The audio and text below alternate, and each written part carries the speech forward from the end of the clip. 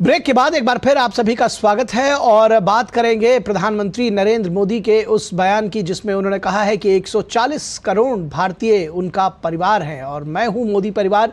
ये कहते हुए एक्स पर सोशल मीडिया अकाउंट्स पर तमाम बीजेपी के नेताओं ने और बीजेपी के समर्थकों ने अपना जो अकाउंट है उसका स्टेटस चेंज कर दिया है। गठबंधन पर पलटवार किया है। प्रधानमंत्री नरेंद्र मोदी ने तेलंगाना में जनसभा को उन्होंने संबोधित किया और जो लालू प्रसाद यादव ने कटाक्ष किया था उस पर उन्होंने पलटवार किया। तेलंगाना में जनसभा को संबोधित करते हुए पीएम मोदी ने विपक्ष पर पलटवार किया है। हालांकि उन्होंने लालू प्रसाद यादव का नाम नहीं लिया। पीएम ने कहा कि मेरे परिवार को लेकर निशाना साधा गया है।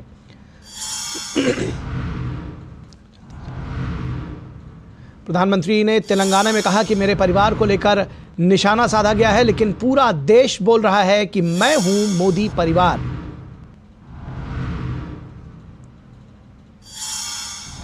परिवारवादी पार्टी के चेहरे अलग हो सकते हैं लेकिन चरित्र एक ही होता है, झूठ और लूट। परिवारवादी पार्टी के चेहरे अलग हो सकते हैं लेकिन झूठ और लूट का एक ही चरित्र है। पीएम ने कहा कि मेरा जीवन खुली किताब है, एक सपना लेकर घर छोड़ा था। उन्होंने कहा एक सपना लेकर घर छोड़ा था और मेरे जीवन के बारे में सभी को पता है। मेरा जीवन एक खुली किताब है और देशवासियों के लिए जीऊंगा। मेरा हर पल देश के लिए है। प्रधानमंत्री ने कहा कि देशवासियों के लिए जीऊंगा, आपके सपने को पूरा करने के लिए जिंदगी खपा दूंगा। पीएम ने कहा 140 करोड़ देशवासी, यही मेरा परिवार है। लोग मुझे अपने परिवार का सदस्य मानते हैं। उन्होंने कहा 140 करोड़ भारतवासी मेरे परिवार के सदस्य हैं। कल पटना के महागठबंधन की रैली में लालू प्रसाद यादव ने पीएम पर कटाक्ष किया था। लालू ने कहा था कि पीएम की कोई संतान नहीं हुई, उनका कोई परिवार नहीं है। जन विश्वास रैली में अपने पूरे परिवार के साथ मंच पर उपस्थित थे लालू प्रसाद यादव और उन्होंने कहा कि पीएम का कोई परिवार नहीं है, उनके कोई संतान नहीं हुई। मेरे परिवारजनों कहकर ही पीएम मोदी करते हैं हर सभा को संबोधित। प्रधानमंत्री का जो संबोधन होता है उसमें स्टार्ट वो यहीं से करते हैं कि मेरे परिवारजनों। लेकिन विपक्ष उनके परिवार पर ही सवाल उठा रहा है। ये एक बड़ी विडंबना है। बीजेपी का आरोप, आरजेडी नेता ने हमेशा सनातन का विरोध किया है। ये बीजेपी का आरोप है कि आरजेडी नेताओं ने सनातन का विरोध किया है लेकिन मोदी के हिंदू होने पर सवाल उठाते हैं।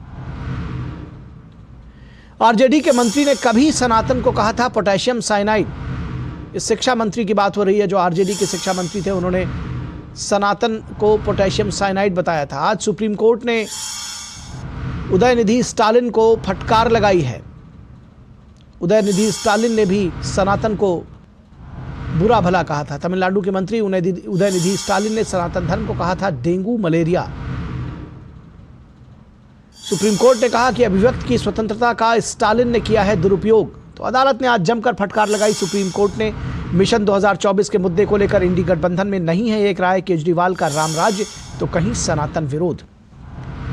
तो कहीं सनातन विरोध कर रहे हैं और केजरीवाल रामराज्य की बात कर रहे हैं। दिल्ली सरकार की वित्त मंत्री आतिशी ने सालाना बजट पेश किया है और इस दौरान रामराज्य की परिकल्पना की बात कही उन्होंने। तो कहीं रामराज्य की बात करते हैं, कहीं तुष्टीकरण की बात करते हैं। बजट पेश करते हुए आतिशी ने कहा कि आप सरकार राम के जीवन से प्रेरित है। आम आदमी पार्टी की सरकार राम के जीवन से प्रेरित है, ये कहा आतिशी ने। आतिशी का दावा है कि केजरीवाल रामराज के सपने को पूरा कर रहे हैं।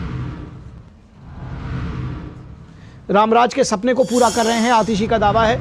और बीजेपी नेता बांसुरी स्वराज ने कहा कि जो दिल्ली सरकार भ्रष्टाचार में लिप्त है,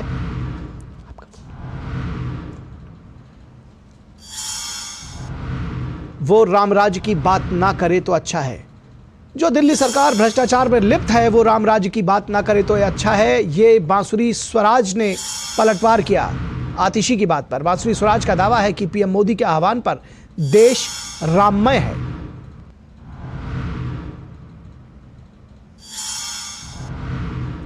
जो राम मंदिर का विरोध कर रहे थे वो आज राम राम जप रहे हैं। ये बांसुरी स्वराज ने कहा कि जो लोग राम मंदिर का विरोध कर रहे थे वो आज राम राम जप रहे हैं।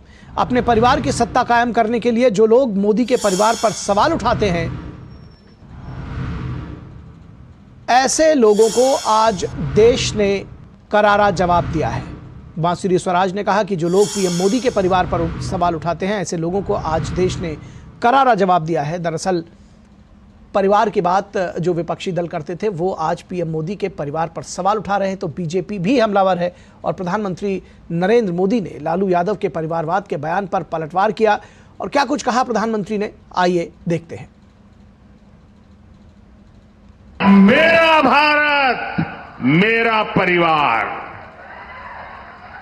मेरा भारत, मेरा परिवार, यही भावनाओं का विस्तार लेकर के मैं सपनों को संकल्प के साथ सिद्ध करने के लिए आपके लिए जी रहा हूं, आपके लिए जूझ रहा हूं और आपके लिए जूझता रहूंगा। इसलिए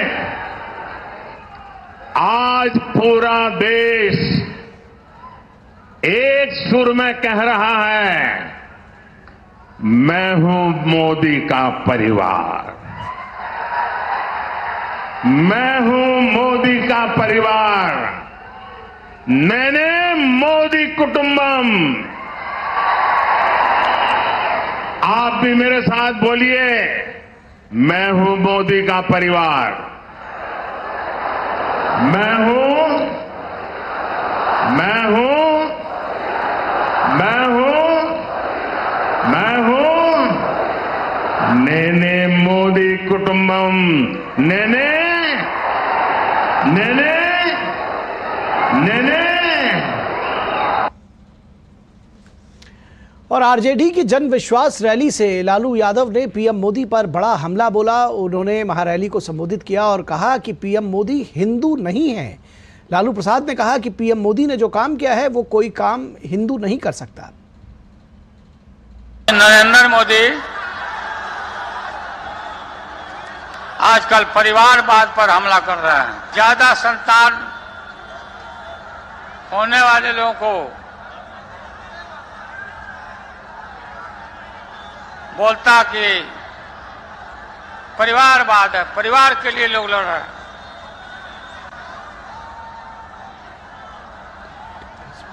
तुम्हारे पास परिवार नहीं है और तुम हिंदू भी नहीं है। और इस पूरी खबर पर बातचीत करने के लिए हमारे साथ 3 खास मेहमान जुड़े हुए हैं। उनसे इस चर्चा को आगे बढ़ाएंगे। हमारे साथ धनंजय गिरी जो कि बीजेपी के प्रवक्ता हैं, वो हमारे साथ जुड़े हुए हैं। और उसके साथ ही साथ दीपक झा जो कि कांग्रेस के प्रवक्ता हैं, वो भी हमारे साथ जुड़े हैं। और दीपक झा थोड़ी देर में जुड़ेंगे। और विनोद मिश्रा हमारे सीनियर कंसल्टिंग एडिटर, वो भी हमारे साथ जुड़े हैं। विनोद जी, आपके साथ अगर शुरुआत करना चाहें, किस तरह से देखते हैं ये जो तमाम परिवार की बात और मोदी हिंदू नहीं है, उनके परिवार नहीं है, इस तरह की सतही छिछली बातें विपक्ष इसलिए कर रहा है क्योंकि उसके पास मुद्दा नहीं है?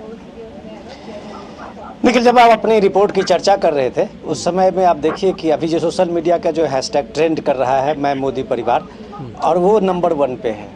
तो आप ये देख लीजिए कि देश का रिएक्शन किस तरह का होता है कि आज की तारीख में मोदी का परिवार जो है वो आज एक तरह से आप कह सकते हैं कि 2024 का एक सबसे बड़ा नारा बन गया और एक कैंपेन आप बनते जा रहा है। आज आपने देखा कि सारे कैबिनेट के मिनिस्टर और दिग्गज भारतीय जनता पार्टी के नेताओं ने अपना सोशल मीडिया अकाउंट चेंज किया है, मोदी का परिवार के नाम से उन्होंने अपने अकाउंट को जोड़ा है। तो ये चीज़ समझते हुए ये बात जो लालू यादव की बात थी कि उस बात को थोड़ी सी समझने की ज़रूरत है कि 2024 के लिए जो इंडिया गठबंधन के जो अलग अलग दल हैं वो किस तरह से डिस्पैरेशन है उसमें, उनमें एक मुद्दे को लेके पीएम मोदी ने जो परिवारवाद पे ये हमला किया है और जिस तरह से वो बोलते रहे, वो पहली बार उन्होंने नहीं कहा है। उन्होंने एक इलेक्शन से पहले भी उसकी शुरुआत की थी।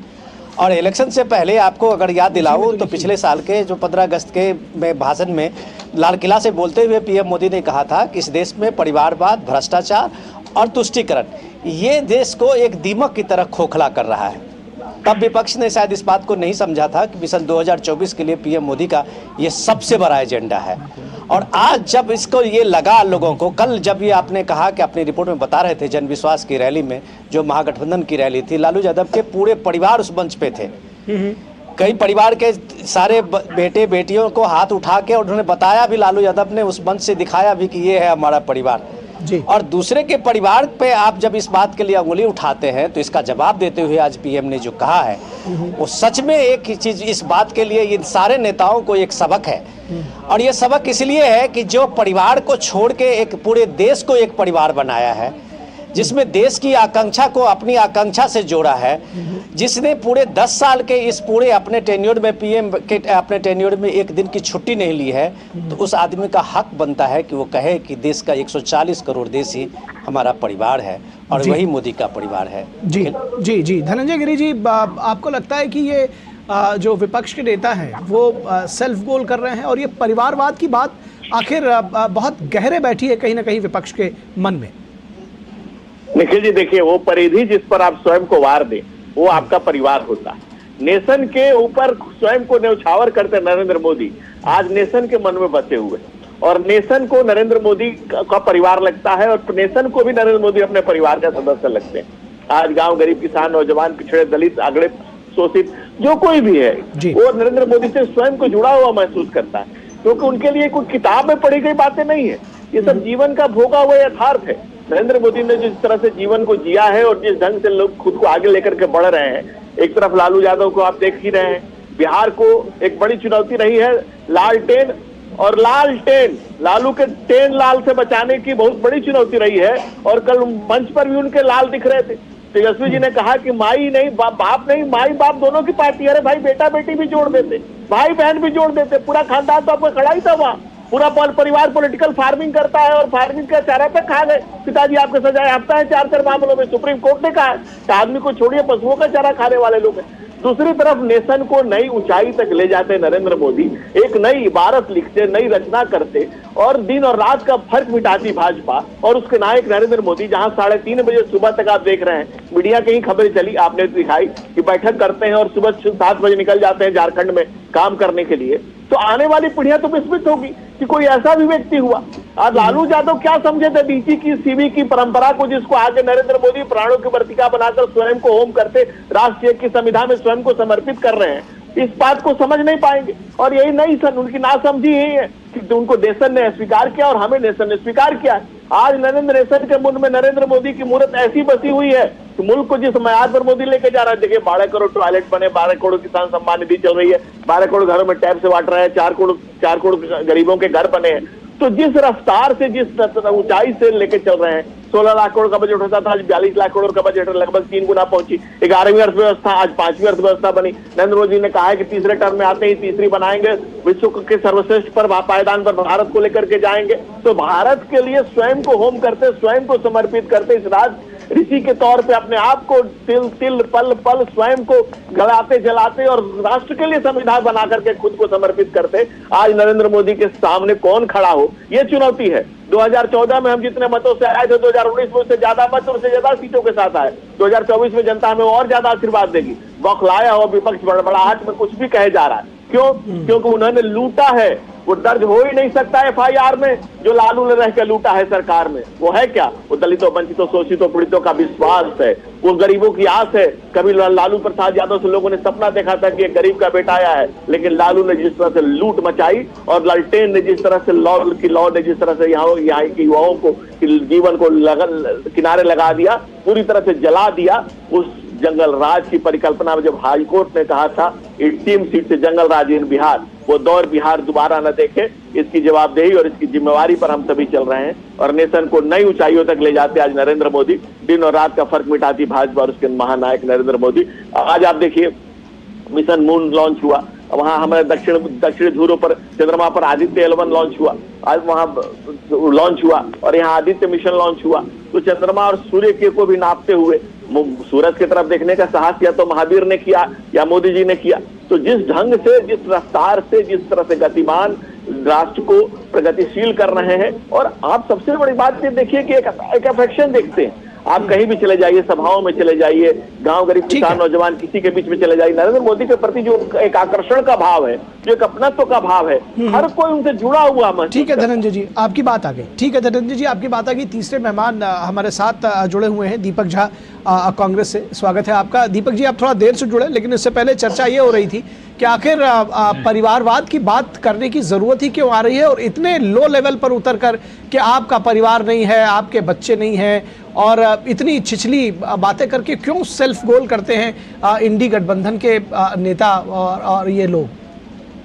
निखिल भाई, सबसे पहले तो आपके दर्शकों को नमस्कार। मैं ये बताना चाहता हूँ, जैसे ब्रह्मा जी के मानस पुत्र थे, उसी तरीके से अब मोदी जी के मानस पुत्र हो गए सारे भाजपा वाले।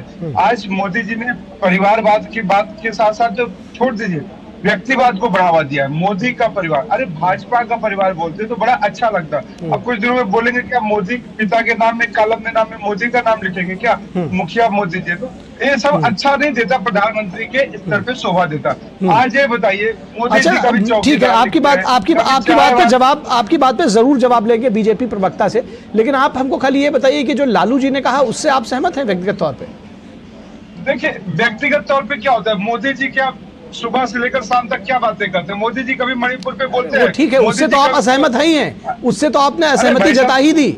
मैं कह रहा हूँ कि लालू प्रसाद यादव की बात से सहमत है। पत्रकारिता नहीं है, सुन लीजिए, ये अच्छी पत्रकारिता नहीं है, सुनने का हौसला रखिए, जज्बा रखिए। पत्रकारिता भाई साहब, आप कांग्रेस के प्रवक्ता हैं, इसका मतलब ये नहीं है कि आप जो चाहेंगे वही बोलेंगे। जो सवाल पूछा जाएगा वो बताएंगे ना। आपसे सवाल कुछ पूछा जा रहा है, जवाब आप दे रहे हैं, उसके बाद फिर आप मेरी पत्रकारिता पर सवाल खड़ा कर रहे हैं। यहाँ पे देख लीजिए, आपके विनोद मिश्रा जी हैं, इनको आप जज बना दीजिए। भाजपा प्रवक्ता को आपने बिना रोके टोके बोला। भाई साहब, आप थे नहीं, आप सुनिए, आप जुड़े नहीं थे, आप जुड़े नहीं थे, ये आरोप मत लगाइए। आप जुड़े नहीं थे, कम से कम आप स्क्रीन पर नहीं थे, आप जुड़े नहीं थे इस वजह से। और अब आप खुद ही इसमें बीच में कह रहे हैं। मैंने सिर्फ कहा है कि लालू प्रसाद यादव के बयान से आप सहमत हैं या नहीं है, उस पर आप जवाब देना हो तो दीजिए, मत देना हो तो आगे बढ़ जाइए। अब मेरे ऊपर क्यों सवाल उठा रहे हैं? अब सुनिए, जवाब ले लीजिए। मोदी जी कहते हैं आप अपने सांसदों का चेहरा मत देखिएगा, हर क्षेत्र में मोदी का चेहरा देखिए। बोलते हैं निखिल जी ऐसा बात। तो जब मोदी जी कहते हैं हर सांसद में आपको मोदी का चेहरा देखना है, तो हत्यारे का बाप कौन है? अजय मिश्रा टेनी। लड़कियों के साथ दुष्कर्म करने का आरोपी कौन है? ब्रजभूषण सिंह शरण, ये बलात्कार का आरोपी है। तो ये क्या मोदी जी का चेहरा है, बलात्कार का आरोपी? हत्यारे का बाप मोदी जी का चेहरा है? तो बात यह है कि मोदी जी शगुफा छोड़ने में माहिर है। मैं कहता हूँ पूरा देश मोदी का परिवार है, मोदी जी देश के प्रधानमंत्री है, बहुत बढ़िया, स्वागत करना चाहिए। लेकिन फिर हत्यारे का बाप मोदी जी, बलात्कारियों का बाप मोदी जी, ऐसा होगा क्या? आप बताइए देश को। तो ऐसे देश नहीं चलता है कि मोदी जी। आपका पॉइंट आ गया, आपका पॉइंट आ गया, अब जवाब ले लेते हैं सर। अब देखिए, सरकारी कार्यक्रम में मोदी जी सरकारी कार्यक्रम में जाते हैं और भाजपा का प्रचार शुरू कर देते हैं। इसका खर्चा कौन बताएगा कि सरकारी खर्चे में मोदी जी का प्रचार क्यों करते हैं, भाजपा का प्रचार क्यों करते हैं? देखो बताइए। चलिए, बहुत स्पष्ट। ठीक है, जवाब ले ले। धनंजय गिरी, आपने सारी बात को सुना। व्यक्तिवाद को बढ़ावा दे रहे हैं प्रधानमंत्री मोदी, क्या जवाब देंगे आप? देखिए, नरेंद्र मोदी के व्यक्तित्व का वो जादू है जो जीते जी उनको दंत कथा का नायक बना दिया है। दूसरी बात, कांग्रेस की जो आप बात कर रहे हैं, जिस पार्टी के सरबराह आदरणीय राहुल गांधी और परम आदरणीय सोनिया गांधी दोनों ईडी के मामले में सुप्रीम कोर्ट से जमानत पर चल रहे हैं। राहुल गांधी जी को वायनाड ने बाय बाय कर दिया और इसके कारण अमेठी ने मुलेठी चुसाने से पहले ही मना कर दिया। अब कांग्रेस की स्थिति यह है कि कटोरा लेकर के क्षेत्रीय छत्रपों के सामने कांग्रेस लेट रही है, लेकिन वो भी नहीं भाव दे रहे। और कांग्रेस की कुल बुलाहट देखिए, कांग्रेस के प्रवक्ता और वक्ता और कार्यकर्ताओं की क्या बात करें। कांग्रेस के राष्ट्रीय अध्यक्ष ने पार्लियामेंट में कह दिया ऑन रिकॉर्ड कि भाई भाजपा 400 पार जाएगी। जब कांग्रेस के बड़े नेता राष्ट्रीय अध्यक्ष ने स्वीकार कर लिया, सो कॉल्ड राष्ट्रीय अध्यक्ष ने, कि भाई भाजपा 400 के पार जाएगी, वैसे में कांग्रेस अगर कुलबुलाएगी नहीं, खलबलाएगी नहीं तो क्या करेगी? अकुलाएगी नहीं तो। जिस पार्टी ने कल गांधी मैदान से बोला उसकी संख्या 0 है और कांग्रेस की होने वाली 0 है। तो ऐसी स्थितियों में हम भी चाहते हैं कि एक मजबूत विपक्ष बने। नरेंद्र मोदी जैसे विशाल और विराट नेतृत्व के सामने एक मजबूत विपक्ष हम भी चाहते हैं, लेकिन कांग्रेस की ये जिद, कांग्रेस को जिद्दी कांग्रेस आज पिद्दी कांग्रेस होती जा रही है। और कांग्रेस के कभी राष्ट्रीय अध्यक्ष ने कहा था बरुआ ने, Indira is India, India is Indira, वही कांग्रेस है ना। ये वही कांग्रेस ठीक है। और कांग्रेस के लोकतंत्र की बात, लोकलाज की बात करनी चाहिए। 5 पीढ़ियों से एक पार्टी, दुनिया में कोई उदाहरण बता दीजिए। ठीक है। मोतीलाल नेहरू, पंडित आपको नेहरू, point आ गया। इंदिरा गांधी, राजीव गांधी, राहुल गांधी, 5 पीढ़ियों से एक पार्टी, एक परिवार के 5 और ठीक है, आपका पॉइंट आ गया, आपका पॉइंट आ गया धनंजय जी। लोकलाज की भी बात करनी चाहिए। ठीक है, आपका पॉइंट आ गया। विनोद मिश्रा जी, आपको ये नहीं लगता है कि ये जो सारी बहस है वो दरअसल विकास पर केंद्रित होनी चाहिए थी? ये सारी बहस आज परिवार पर केंद्रित हो रही है और उसके बाद कांग्रेस प्रवक्ता का ये कहना कि ये व्यक्तिवाद को बढ़ावा है। कितना सहमत है आप? मैं तो पहले दीपक जी से ये आग्रह करूंगा कि कम से कम मीडिया पे हमलावर होते हुए आप आते ही अगर एंकर पे इस तरह से हमला करेंगे तो आप जिस मूड से आते हैं, आपको लगता है कि आपके इम्प्रेशन में वो सारे लोग जो सवाल पूछने की बात करते हैं वो कुछ दूसरी धारा में चले जाएं। ऐसा ठीक नहीं है। ये चैनल आपका ही है, इसमें कोई गुरेज नहीं है या किसी को कोई शको शुबा नहीं है, सबका है ये। तो उसमें थोड़ा सा इस बात को ये रखिए कि आप सीधे सीधे आप एंकर पे ही आप सवाल उठाएं कि आपने उसको टाइम दिया, उसका नहीं दिया। माफी चाहूंगा, आप पहले सुन लीजिए, आप पहले सुन लीजिए, आपके बात को लेके आप आगे बढ़ते हैं। थोड़ा सा हम लोगों को तकलीफ लगता है कि आप आते ही अगर सीधे सीधे हम ही लोगों पे सवाल करा दे। भाई हमने तो मंच दिया है, आप आइए, आपका स्वागत है, तर्कों के साथ अपनी बात रखिए। जो बात आप कह रहे थे मैं अब उसका जवाब दे रहा हूँ कि आपने बहुत सही अच्छा पॉइंट सब उठाया था, जो आपका लॉजिक होगा बीजेपी के प्रवक्ता देंगे। 2019 में भी आपकी पार्टी ने इसी तरह गलती की थी, चौकीदार चोर है, आपने देखा होगा। और उसके बाद मैं हूं चौकीदार करके जो ट्रेंड चला और जो ट्रेंडिंग सोशल मीडिया पे चला, पूरा देश ने एक स्वर से शुरू किया था कि मैं हूं चौकीदार। और उसके बाद आप देखिए कि उसका नतीजा क्या हुआ, ये आपने देखा होगा। ये आज आप लोगों की पार्टी इंडिया गठबंधन जो मुद्दों के लिए इधर उधर से घूम रही है, उसने ये परिवारवाद पे, मोदी के परिवारवाद पे जो हमला किया है, ये उलट के आज एक नारा आपने दिया है, आप इस पे रिएक्ट कर रहे हैं। तो आप ये देखिए 2024 का ये सबसे बड़ा नारा है, मोदी का परिवार और मैं हूं मोदी परिवार। ये परिवार का नारा आप देख लीजिए, एक हफ्ते के अंदर में ये देश के कोने कोने में फैल जाएगा। इसका जवाब आपके पास कुछ नहीं होगा, इसके पास आपका तर्क यही व्यक्तिवाद का होगा, यही सारी चीजें होगी। सवाल इसका नहीं है दीपक जी, सवाल ये है कि आपके पास ठोस मुद्दे नहीं है। आज अरविंद केजरीवाल ने दिल्ली बजट पेश किया है, इसी में मैं विनोद जी आपको 1 मिनट के लिए रोकना चाहूंगा और ये कहना चाहूंगा, जो मुद्दों की बात आपने कही, आप नेता आतिशी मरिलेना ने कहा है कि सरकार जो उनकी केजरीवाल सरकार है वो रामराज के सपने को पूरा कर रही है। मैं ये चाहता हूँ, अपने पीसीआर से रिक्वेस्ट करूंगा कि वो बाइट जरा एक बार हमारे दर्शकों को सुनवाएं, आतिशी की वो बाइट जिसमें वो कह रही है कि ये रामराज की बात अब वो कर रही हैं। आइए सुनाते हैं आपको कि आतिशी ने आखिर कहा क्या है।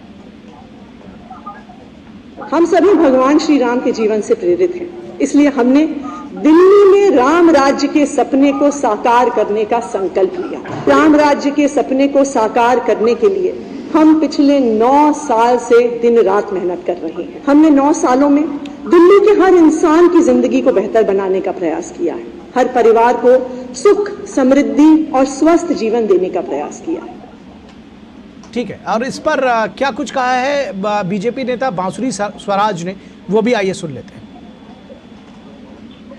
आदरणीय प्रधानमंत्री श्री नरेंद्र मोदी जी के आह्वान में पूरा राष्ट्र राममय है, तो अब राम मंदिर विरोधी हमारे माननीय केजरीवाल जी जो दिल्ली के मुख्यमंत्री हैं, वो भी राममय होने का प्रयास कर रहे हैं।